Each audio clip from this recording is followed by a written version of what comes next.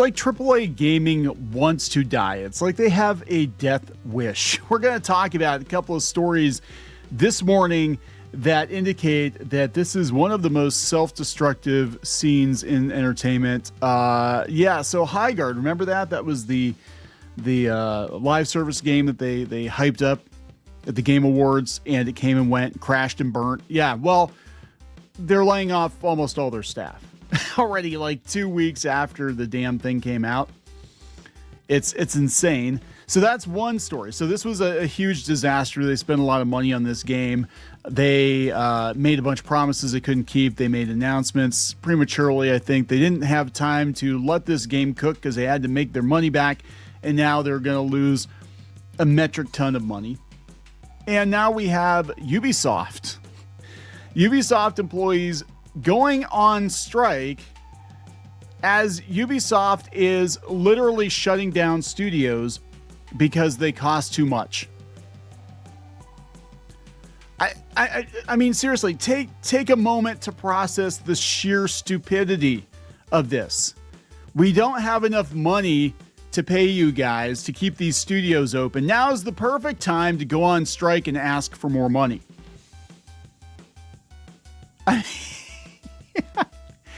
AAA gaming wants to die. AAA gaming has a death wish. And then all these people are going to be at the Game Developers Conference next year literally screaming about how they don't have any jobs when it was all self-inflicted. But maybe they won't be, because a lot of them won't go to the GDC because they're afraid of being deported or locked up in cages or some crazy shit. Like, it wants to die. Seriously, it reminds me of the Upper Class Twit Awards from Monty Python. You know what I'm saying? Like, I don't understand the mindset here.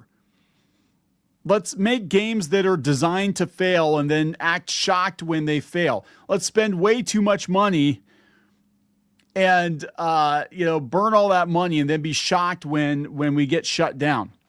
Let's go on strike when it's very obvious our company is cutting back on expenses and we just put a huge target on our heads. You know, I'm like, what are you doing? I don't think they know what they're doing. And I think this is the problem. The fundamental problem with the video game industry right now is we have a whole lot of people working in this industry who don't understand. They're supposed to be programmers. I mean, I think really there's probably like 3% programmers and 97% bloat at this point. But these people just fundamentally do not understand economics, how things work. And nor do they understand what gamers actually want, what the public actually wants. And so Darwinism has paid a visit to the AAA gaming industry of the last 2 years. So let's talk about this before we get into it any further. Please subscribe for more pop culture news, views, and rants. Guys, Geeky sitting this one out. Hey, if you want to pick up the copy of Crimson Wren, the hardcover book we did a couple of years ago, we are doing another run on that. Very limited window of opportunity here, but if you want to pick up a copy of it, you can on Kickstarter. You've got about a day and a half. So there you go. And we've also got some new perks, including some D20 trading cards. We've got some prints, stickers, pins, that sort of thing. These perks were not offered the first time around, but check it out. Check it out on Kickstarter. Thank you very much for the support. So yeah, let's talk about Highguard first. Most of Highguard's studio has been laid off, says former dev. Wildlight confirms cuts. This comes from IGN. Layoffs hit Wildlight Entertainment just weeks after the game launched. See also Concord. Layoffs have hit the development studio Wildlight Entertainment, makers of the recently released multiplayer shooter Highguard. This comes just 2 weeks after the free-to-play game's January 26th launch. Former senior level designer Alex Grainer posted on LinkedIn, unfortunately, along with most of the team at Wildlight, I was laid off today. You always find out from LinkedIn or Blue Sky, don't you? Well, the number of people who were laid off has not currently been confirmed. The studio's LinkedIn page says it was 50 to 200 employees.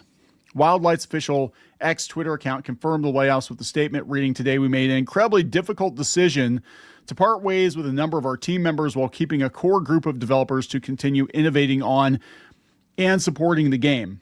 We're holding out for a sale. We're hoping somebody buys our studio so we can at least make some money back on this, right? I mean, look, I feel bad for the people who got laid off, but it is like corporate suicide. What these companies are doing and what these devs are doing. It's like everybody but the people working at the companies could see what was going to happen. You know, it's like next thing will be like, Ubisoft employees are so sad they all got fired. They don't understand why. On Blue Sky, there it is. Matt Piscatella from Circana, which tracks game sales and engagement, highlighted Highguard debuted in the top 10 weekly active users on Steam, was the top 20 on both US PlayStation and Xbox, and yet, according to Steam database, Highguard reached a peak concurrent player count of 97,000 on PC via Steam on release day and experienced a sharp decline with only 4,524 players 2 weeks after launch. Yeah, that's not sustainable.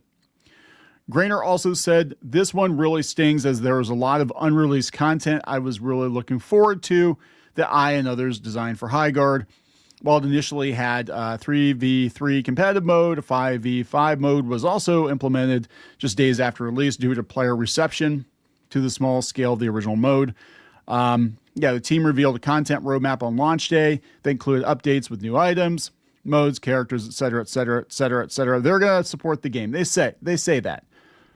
And then next thing will be like, oh, Wildlight is, I want to say Wildlight. Wildlight is ending support for this game. That'll be the next headline in like 2 months because, you know, I think what they're going to try to do is see if they can find somebody else to bankroll it. But see also that fighting game from Riot. Was it 2XKO? Yeah, that thing failed miserably too. I think gamers are over the live service game thing. I mean, we've got Fortnite. We don't really need a whole lot more than Fortnite because Fortnite is trying to be every game for everybody at this point, every character ever. But players don't want these games because, I mean, you're not even buying a game. You're renting time on a game that could disappear tomorrow. It's no different than a mobile app. I remember we put a whole bunch of time, myself and my wife, into, I know it sounds kind of dumb, but the Puzzle Fighter mobile game. Remember the Puzzle Fighter mobile game? Yeah, we're buying gems. We're doing that whole thing. She used to play Disney Tsum Tsum too. But that one's still around. But Puzzle Fighter disappeared. That was it. So all that money we spent on gems, yeah, you can't get that back. So I think a lot of people are like, there's no guarantee this game is going to be around, so why should I sink any time or money into it? And it was undercooked and a lot of other issues, right? So speaking of undercooked, let's talk about the minds, the brains of the people working at Ubisoft. I think their brains are not fully developed yet because this is the dumbest shit you could possibly do at this juncture, right? Ubisoft just laid a bunch of people off. They're doing this thing with Tencent. They're punting a lot of their IP that still has a chance, I guess, at making money over this Tencent venture. And they shut down some studios, including the studio, I think, that made Star Wars Outlaws, which was a huge failure. So now everybody's going on strike. So, what the fuck is wrong with you? You should be happy you have a job at all at this point. I don't get it. You're done. Like, this is it. At this point in time, they're going to look at all you guys and be like, you know what? We need to cut some more costs, and you have made it incredibly easy. All right, this is coming from gamesindustry.biz. At least 1,200 Ubisoft workers strike in response to recent restructuring. A 3-day international strike is underway at Ubisoft in response to its recent restructuring, with at least 1,200 employees taking part yesterday. I cannot pronounce the names of these people. Mark Rutzschley, Solidaris Informique union representative at Ubisoft Paris, confirmed the participation numbers to gamesindustry.biz. He noted that the strike mostly took place in France with additional activity at Ubisoft Milan. Well, guess what? They'll move Ubisoft out of France and they'll move it to Texas or something. That's what's probably going to happen. The strike is running from February 10th to February 12th. All right. So they said they initially held a protest on January 22nd, saying it was an answer to the absurdity of management's decisions. Further actions were planned, including the current strike. On January 21st, Ubisoft announced its final round of cost cutting, which include the closure of several studios and the cancellation of 6 games. So yeah, let's go on strike. Sure, that sounds like a great idea. They're cutting costs. They're firing people. They're shutting down studios. Let's go on strike. The company is continuing its cost reduction and layoff plan. Our teams are already working under pressure, understaffed. After several years without pay raises, that's probably true. That's probably true. Very small increases. We understand that once again, employees will not receive a raise this year. Did you miss the part about where they were losing massive amounts of money on their games and they're shutting down studios and firing people to save money? Did you miss that? Did you miss the part where they had to beg on bended knee to get Tencent to invest in them? Did you miss the part where their stock was worth about $1 or $2? I mean, I'm just saying, like, I don't know where these people come from, where they went to school. Like, I'm sorry. These people, they look at these companies, and yeah, in a lot of cases, I think there's massive corporate greed. And I agree the CEOs get paid too much and all that, right? And I think if a company does very, very well, that they should reward their employees that, help them do very, very well. But also, employees look at like gross revenue and they think that that's all money that can be spent on them. And that's not the case. There's a lot of stuff going on. And a lot of it's smoke and mirrors, a song and a dance for the investors to get people to invest more. But this company's failing. This company is failing. You should be lucky you have a job at all. I worked at a failing company one time, and I could tell you there were signs, right? They moved the Christmas party to February to save money. I'm not even kidding. So they didn't call it a Christmas party. They called it a winter festival or some crazy shit like that. But it was in February because the venue they rented was a lot cheaper in February than it was in December. They stopped giving us free coffee. There's no more free coffee.